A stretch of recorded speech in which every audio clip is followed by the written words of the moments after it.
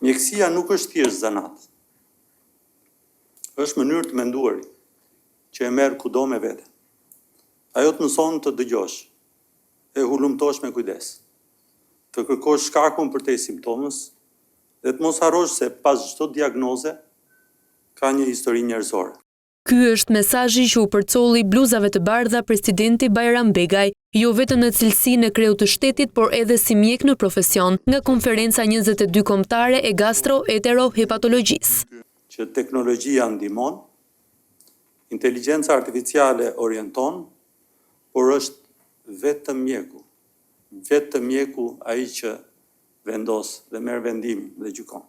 Kreu i shtetit u ndal te rëndësia e marrëdhënies mes mjekut dhe pacientit, duke e cilësuar të pazëvendësueshëm rolin human të mjekut dhe përgjegjësinë e tij përballë transformimeve teknologjike.